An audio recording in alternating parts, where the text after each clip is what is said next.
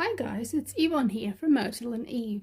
Today we're going to learn how to work a gimp loop, such as you'll find in my Valda pattern. So let's begin. First off, let's ask the question, what is a gimp loop?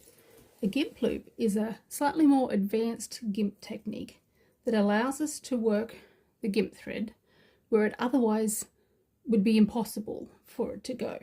So if we have a look at this little pattern I've quickly made up here, we've got some leaves coming off a stem, and the gimp travels together, the pairs travel down together, and then it splits and it has to come up this way and around the leaf. Now you can't do that ordinarily because before you can work this pin here you need to have worked all of these. But if the gimp's going to pass around there first before it works these, then that's not possible, is it?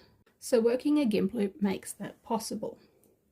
So I've shown you on this side, so that was nice and clear and easy to see, but we're actually up to this leaf here, which looks the same, it's just opposite. Okay, so I have one more pair here that I need to pass the gimps through, and then we're ready to do our loop. So for this loop we only need the left bobbin is going to travel up and around the leaf shape before it joins the right hand gimp again for the stem. So we can just set the right hand bobbin aside for the moment. Okay, so we have a look and we can see that this is the problem point here, because we need the gimp to be up here before we can pass the other threads through to work this section here.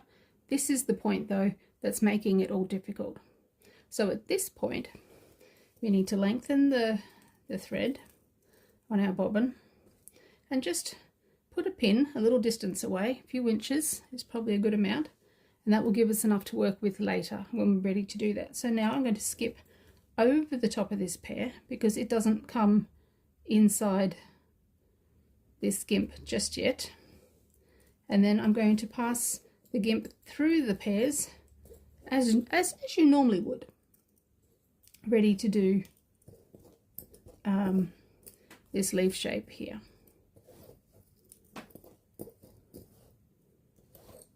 Okay, so now sometimes it helps just to lay that back until it's been a bit secured by some other pins. Okay, so now I'm just going to go ahead and work the little cross stitch area inside this leaf shape. Once I've got that first pin in, that will sit a bit nicer there for me. So just go ahead and keep doing these. Okay. Now this next stitch comes through sits on the outside of the gimp, so we can work all of that as you normally would. At this point it's all looking fairly normal except for this loop, which we'll come back to later. Okay.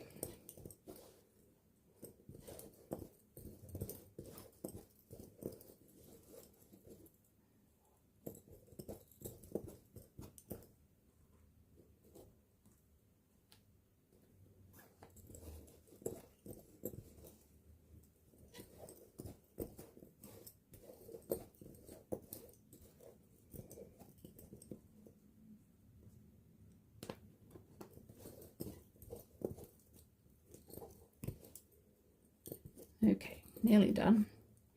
So as you can see, I'm passing the other pairs through as per usual, so nothing different about that. Gimp loops can be... Okay, here we go. I am ready.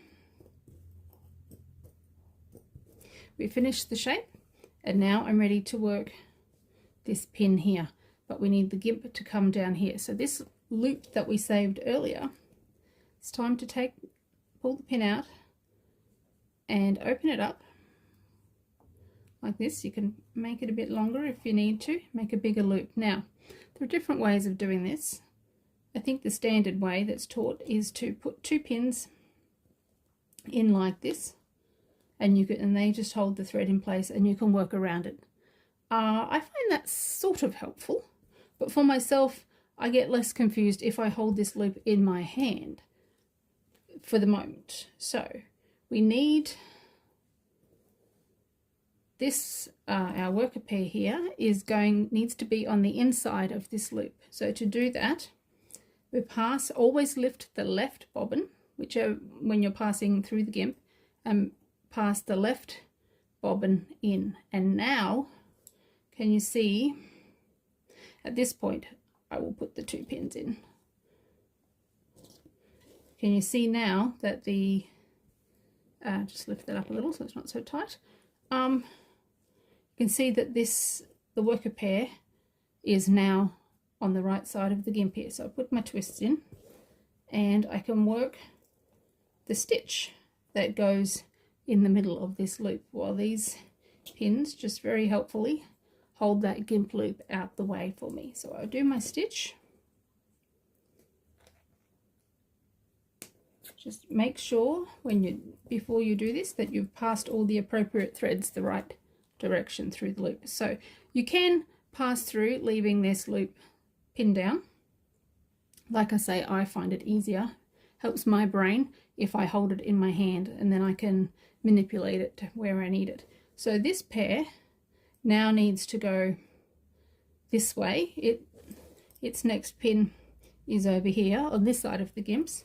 So once again, we lift the left bobbin, pass it over, and in this case, the other partner of the gimp needs to come through too, and then we can twist twice. And now that pair's where it needs to be.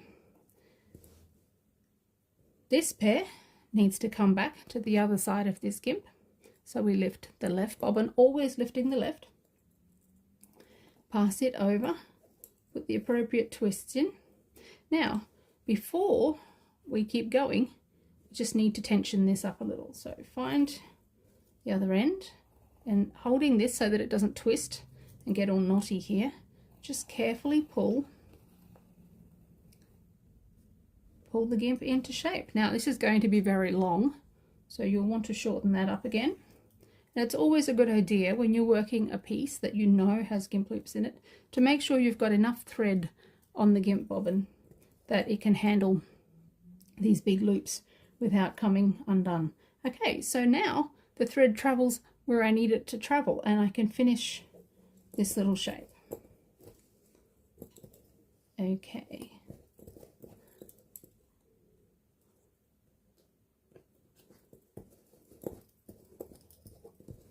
Okay, and I pass the gimp through again as normal. And give that one a little twist. And there we go. We've gone around the leaf shape, and it works now instead of being impossible.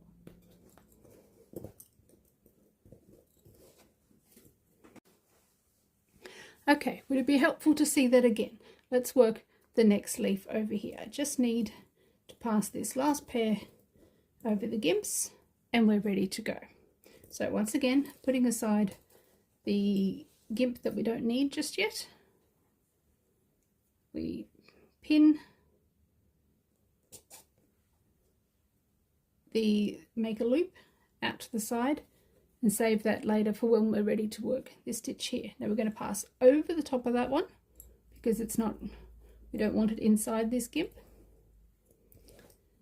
and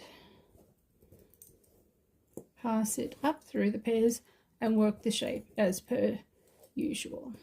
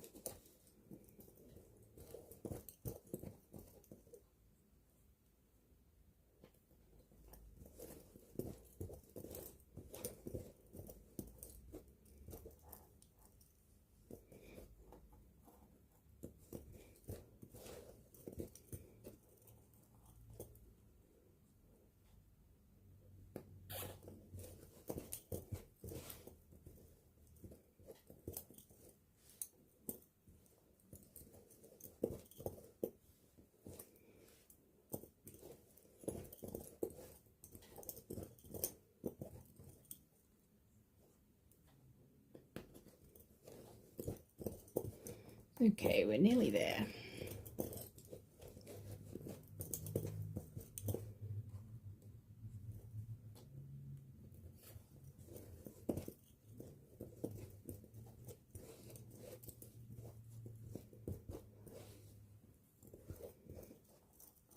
Okay, through these 2 stitches here, and now we're ready to work this stitch on the other side of the gimp, inside of our gimp loop.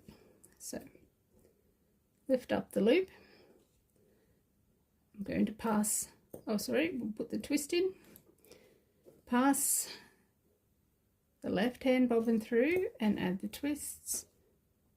You can pin these so that they're held out the way for us and it's easy to work around. Now we work the stitch that goes inside of where the loop is.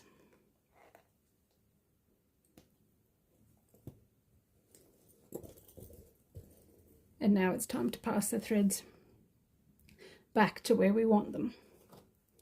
Okay, so this pair of bobbins needs to go this way, so lift the left, pass it over, it's ready to keep working that way, and this bobbin we lift the left, pass it over, and in this case we're bringing the other half of the gimp pair through as well, and then that puts that in position, and then we can, I'm going to find it, gently tension up the loop and everything sits where it should, and we can carry on. So there you have it.